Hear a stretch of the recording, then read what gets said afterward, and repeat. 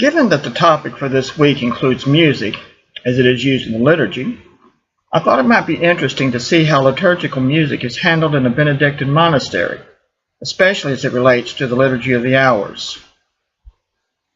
First, I want to call your attention to how the oratory is set up. The lectern is at one end of the oratory, facing the altar, which is at the opposite end. The chairs are arranged so that they face each other. This is important as the office is not only sung, but sung in antiphon. The directions in the front of the breviary indicate that we pray in community, and therefore ask all participants in the Liturgy of the Hour to act in imitation. Using Psalm 6 as an example, note the arrangement. The first stanza is in italics. The second and fourth stanzas are in black. The third stanza is in blue. And the last stanza, which is the doxology, is in boldface. This indicates that the cantor will read the first stanza. Those sitting to the right are facing the altar will sing the second and fourth stanza. Those sitting to the left as facing the altar will sing the third stanza. And the entire community will sing the doxology. The doxology itself is handled in a special manner as it involves honoring the Trinity. When we reach the end of the psalm and are about to sing the doxology, we stand as one body and bow.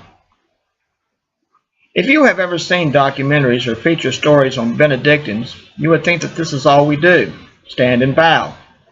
It is very dramatic, and it does add an extra dimension to prayer, especially when we are singing one of those doom and gloom psalms.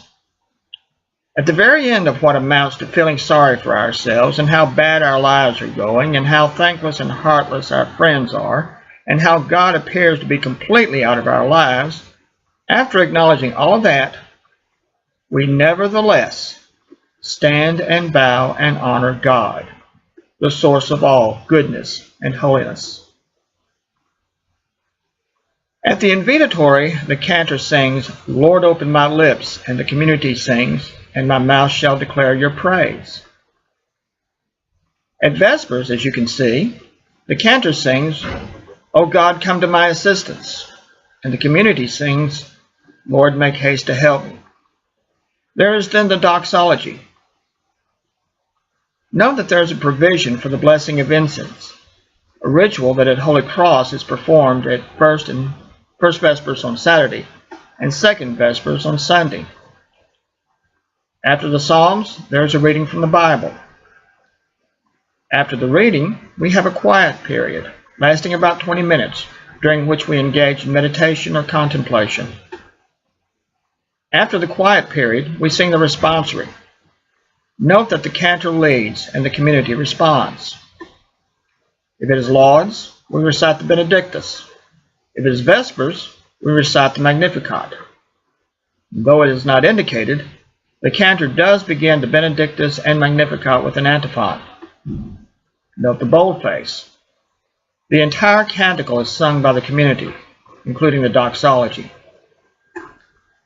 We then present our petitions to the Lord, 3 of them, read by the abbot, to which we respond, "Lord, have mercy, Christ, have mercy."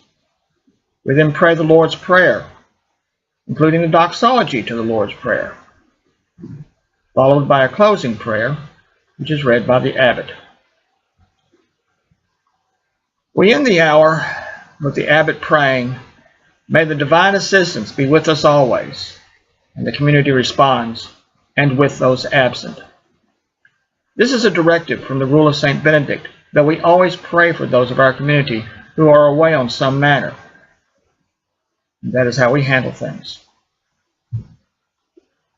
As an oblate, I usually recite the Liturgy of the Hours privately, though I make some attempt to join with Holy Cross to pray the hours at least once a week.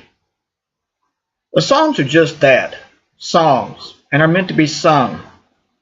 It has been observed that those who sing once pray twice, and that certainly pertains to the Liturgy of the Hours. Praying is vital.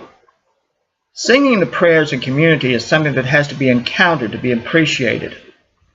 Once encountered, it is something that will call us back again to community, and to holiness.